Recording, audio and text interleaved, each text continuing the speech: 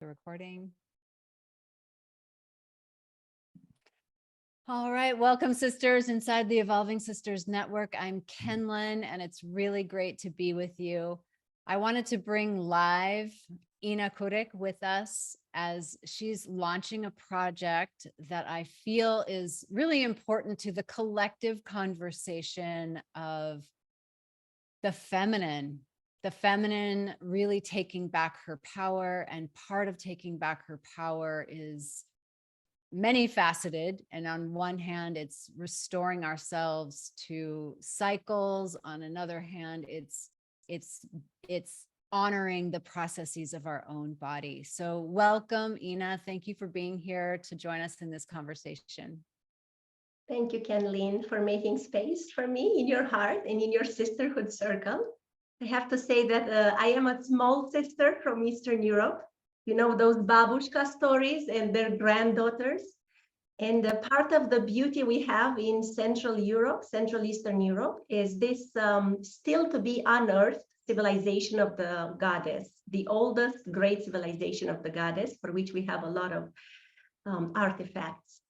And it stretched 7,000 years ago to 3,500 years ago on the current territories of Romania and Ukraine, with Moldova in the middle. So because Ukraine is one of the hottest wars on the planet right now, proving that we still have emotional intelligence in kindergarten when it comes to solving conflict and international conflicts, I thought it's a great opportunity to bring this as a peace manifesto to share with a larger audience in the English-speaking world. And I want to share very briefly, this is how it looks. This is like a big red book. It's more than an agenda. It's a wider format because we wanted to bring this art from this amazing civilization in the forms of original mandalas to draw on. So besides being a self-dated moon agenda and a cycles journal, it brings this civilization of the goddess through art and through these original designs. I'm just going to show you one. They had amazing art and vases, and they were stretched over a very vast territory. And one of the most amazing things about this culture is that they had no weapons. This is another big vase they had. So every one of the 13 monthly cycles journal starts with this. I'm sorry about that. I'm sharing an office here. So I just share a bit of inspiration, and the idea for us after 4 years of producing moon agendas in Romania was to bring this just as a resource to share, because there is a growing international movement that seeks to bring back the wisdom of the cycles, this divine feminine in its many forms. And sisterhood is one, I think, of the key elements to bring back embodied in our circles, in our lives, in really seeing women as possible, not allies to use the word, but friends, immediate collaborators, sisters we can co-create with.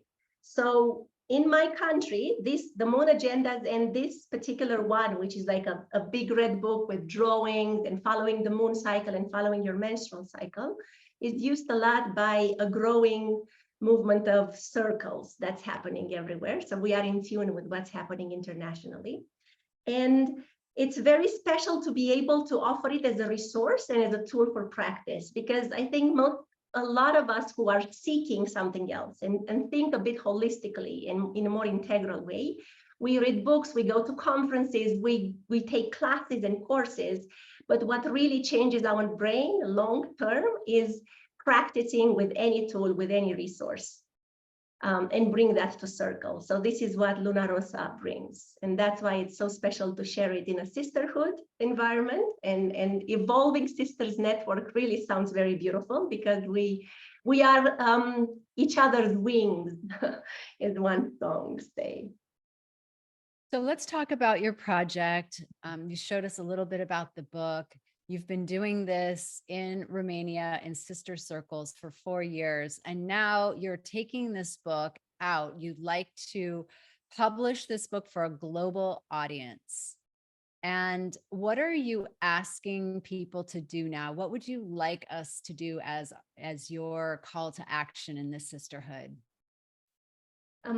for this project to be able to birth and to be an inspiration in English, so that we have connection and we're exploring if it might be useful in other cultural contexts and countries, then our aim for this campaign is to reach a minimum of 500 pre-orders, so we can issue a 1,000, which is a minimum high quality print for this publication. So for me, this is the highest aim, because sometimes, you know, there's a Tibetan myth that Claude Dubois actually shared it on your group the last week when there was a challenge. She mentioned this myth from Tibet that says 1,000 awakened goddesses are necessary to shift the vibration of the planet from one of fear to one of love. So I have plenty of work to do in my own country. To me, this is sharing internationally what could be a seed that can grow into something bigger and that can be used in other contexts. And this civilization is really deserving more of a prominent role beyond the world of archaeology, where it's very famous and very well known. And I have to say that even people in my country don't know enough about how deep and rich this culture and civilization was. Around the divine feminine. Yeah, absolutely. So they had this amazing, what you call it, when they had, were doing ceremonies, and they had this amazing, like 2 meters wide stone that was carved with a womb of a mother and a daughter containing together the same egg. This is just one example of the amazing art they have. And just if you look it up, Cucuten Tripoli, I'll give a link. It was an amazing civilization. If you look at the art, you don't say it's prehistoric. They were actually pretty evolved as a civilization and as a culture. So of course, to me, what I want to say, another thing that I know there's a lot of everything in the world. And we also have this modern, almost fashion that leads to burnout. Too much happening too fast, a lot of creativity, a lot of everything out there. And this is an invitation again to slow down. To me, it's not to bring more noise, but to bring a resource that can be yet another invitation to do less, slow down, know your cycle, know yourself, tune into nature and into sisterhood. It has one of the rich themes this journal brings, like 50 pages before going into the journal. It touches on feminine health, cyclical nutrition, sisterhood, ancestral lineage, and what we receive and what we can transform before passing on. So it's really a workbook and then a moon agenda and a cycles journal. So can you hold that up again and show us again? Because I want to presence the aspects. I mean, it's really robust. It's not like a regular journal. It feels like it has so much content and it's so rich. So we have a moon cycle tracker. It sounds like you can track your moon cycle in it. I can show you how that looks. So besides the first 50 pages, I can share an intro just to see, for the group to see. Every month starts with the intention of the month. So it's a full page for that. It starts with the mandala to color and tune into. I think only this drawing on 7,000-year-old design, let some of that wisdom seep in. Then each month has a moon dial where one has to look on an app where the moon in the sky is to start one's menstrual cycle. So it's tuning into the moon cycle, but also the inner moon. And it brings the indigenous traditions that talk about planting the moon in our body in the earth, so giving the blood back to earth.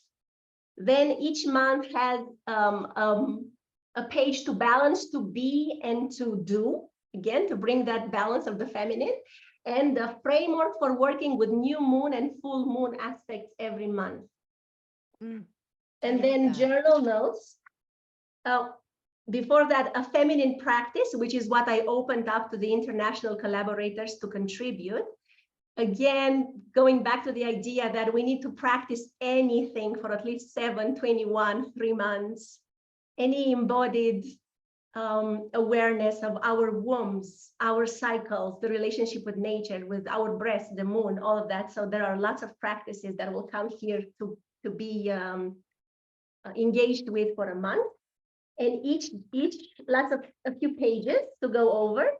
And again, always have the reference of when the moon is in the sky and where is your inner moon. Are you in which one of the 4 weeks of the phases?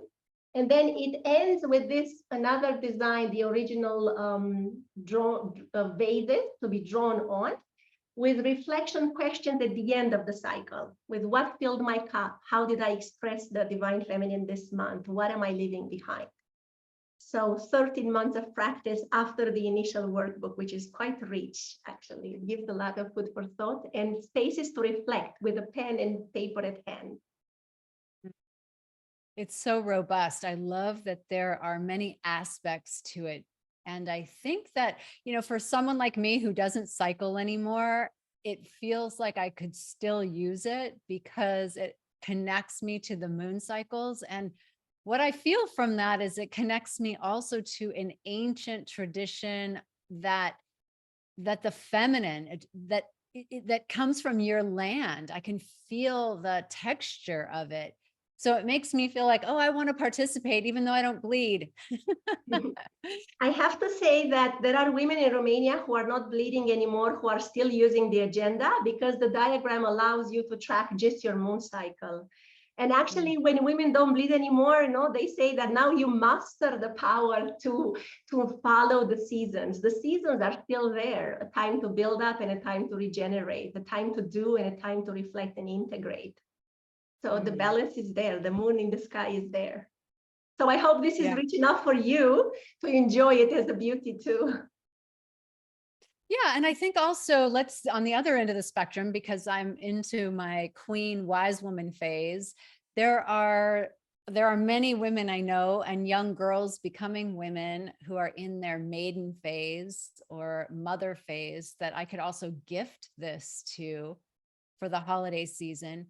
So tell us about, how do we purchase this? Now, these are pre-orders that people are purchasing so that when she gets to that 500 mark, she can authorize the printing. So right now, what we're doing is supporting this project by clicking on a link and getting the news out there. Yes. So so we want to click on a link. Explain the process so that we know exactly, there's a link, and then what do we do when we get to that page? Okay, there is a typical crowdfunding campaign, and I know for sure in North America, you are more used to crowdfunding for different causes. This one is on gogetfunding.com, the link we can share. And there are different perks there, like rewards. The first two are digital. For those who don't want the resource, but want to support the project and want to get little bits and pieces of the project, including a partial digital extract from it. And then you can get this beauty, 1 copy for 2 sisters, for 4. And I made an offer for women's circles, and I'm trying to connect with women's circles everywhere because it is a wonderful resource to have together as a group binding, pretext to come together, questions that help the process of setting up and running a red tent circle. So it would be wonderful to not only go and see how you resonate with the project, also share it. What we need right now is lots of sisters that have resonating hearts to share it with others so that we can meet the threshold of 500. It is a very high quality hardcover print. The pages are thicker than the usual agenda to support the art. So we cannot go for small print to make it affordable because the price is also very affordable compared to what exists out there. And also next week, we are organizing an online dialogue week event, which actually we're going to close together, Kenlin, again, going through all these wisdom, health, and power themes to end up again with sisterhood. And then we will wrap up the event week to see where we are. We just started the campaign. We still have a few more weeks to go. But this, as all campaigns, they have a short deadline because the intention is to make it available to start 2024 with it. Even though it's self-dated and it doesn't have a date, a woman can start any time to work with it. Because the end of the year, because it's red, it's a great gift for Christmas. because end of the year is like where people buy most of the gifts and then they plan the year ahead. Then the intention is to have it ready by January, and it would be a big effort to do it. It's already there, but to translate, to make everything sure that it has the highest standard, then that's why we set the end of this month as a deadline for those who want to pre-order now and make it possible. Beautiful. I see Rosanna is here with us in the chat and she's tagging her friends. So this is what we get to do, sisters. When you listen to this video, tag your people that you know have daughters, have nieces, are mothers, anyone you know that is really interested in embodying more of the divine feminine through the cycles of the moon. Tag them on this. Get them inside the campaign. And what I also love that you said is that this is for women's circles. So if you are leading a women's circle, whether it's for your business or just for fun, I would say, let's get on board and have each one of your women in the circle pre-order one of these books so that you all can work with your cycles and work with that ebbing and that flowing, that doing and that becoming, that stillness and the pace of life. Let's start integrating that as we work in a collective and community. So get your sisters on board to pre-order this book, so that y'all can work with it. I think it'll be revolutionary. And I really appreciate Rosanna like tagging all her friends. That's awesome. Can I share something? Yeah. Very quickly, I'm very inspired of how you wrap up and hold space. Thank you, Kathleen. I have to say in Romania that besides holding professional, like with a circular process methodology circles for women, what we started was a trend of red parties around Luna Rossa. I said, you don't need to be trained in anything yet. You just need to bring an open heart and to have a party that celebrates being in this feminine body and embodying more of the wisdom and seeing more of your sisters around the circle. And I think this culture of women's meetings, as our ancestors had in the past, meeting and singing and eating cakes together and sharing stories and doing handwork, is something very beautiful to bring back.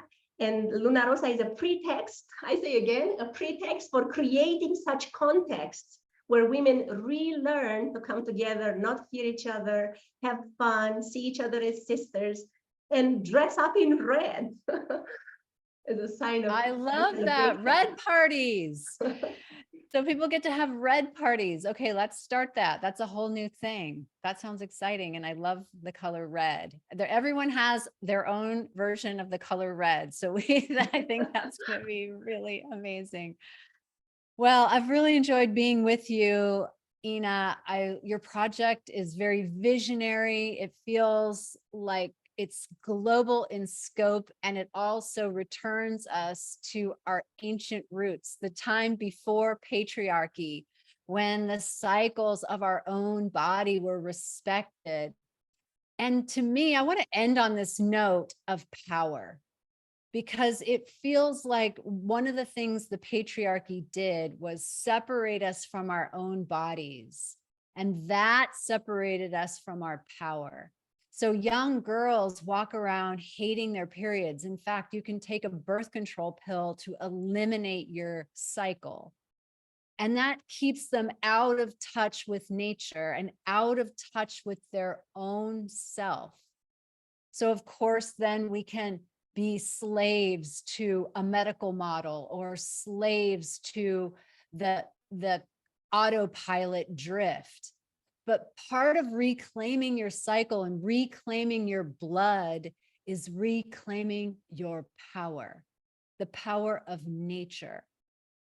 So it's really in a larger context that you're bringing this forth, and it's also beautiful and fun and dynamic. And so it really meets a lot of the criteria to support other women who are maybe not quite awakened or even knowing, to bring their consciousness forward. I want to share, Rosanna said she can relate. That's how she used to feel for many years about her cycle. I think that's what you're commenting on. I felt that way too. It was just such a, a nuisance to bleed every month. Krista says, I love this comprehensive text. Thank you, Ina and Kenlin, for birthing this and supporting women in reclaiming our power. I'll see you at the red party. Well, that could be something that you spark inside of this sisterhood group, is a series of calls to action for red parties, and then really showing women how to get this pre-order going so that they receive their book by February 2024. Is there anything else you'd like to share, my dear, as we close out? I'd like just to open up the question for us to hold and to invite you all to the dialogues next week, where that's why I called it a summit, not a summit, but dialogues is more of a valley where we can open up the questions and hear from women from different countries and circles and contexts. What does feminine wisdom and power look like, really? And how can we bring back this circle knowledge and wisdom that is not about domination anymore, because we're so deeply ingrained to the mindset of domination, we almost can't imagine what it would look like to be really partnership oriented and following the laws and the principles of nature. Yeah, we're just starting, aren't we, to reawaken to our power and to integrate it. We have this cultivated masculine power, and now we get to cultivate the feminine power again and remember and integrate this power for the benefit of all beings. So I'm just going to do a prayer, and join me if you're listening to this, where I'm going to let's beam our hands at Ina and her project. Are you willing to receive the blessings of the sisterhood? Amen. Yeah. Okay, great. All right. So all the sisters, wherever you are, whatever time and space listening to this, just right now, imagine Ina in with her red book as this offering to humanity for the emergence of the divine feminine, for the waking up to the natural power in our womb, in our cycles, and holding her in this big project, birthing something new, something old, something new, and just showering Ina with light and sparkle dust and miracles and love as she brings forth this Luna Rossa into the world. And may all beings benefit from the merits of our efforts. And so it is.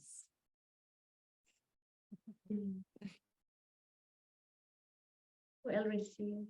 Thank you so much, darling. What a wonderful way of closing. And thank you, Evolving Sisters Network. Yeah. Let's grow together. Let's grow together. See you at the red party. I love that call to action. I'm going to think of something creatively, how it can be done. Exactly. We're going to have red parties with our Luna Rossa. I love that. All right. We'll put the link below inside of the chat so that you can go to that Go Get Funding crowdfunding campaign and order your book, order a couple other books for your sisters, maybe even get your women's sisterhood group to say yes, and then make a big order for everyone to get their book. Let's get to that 500 mark by the end of the year so that we can order these books. Thank you, Ina. Thank you, everyone. Thank you, Kenlin. Thank you, everyone, as well. Lots of love.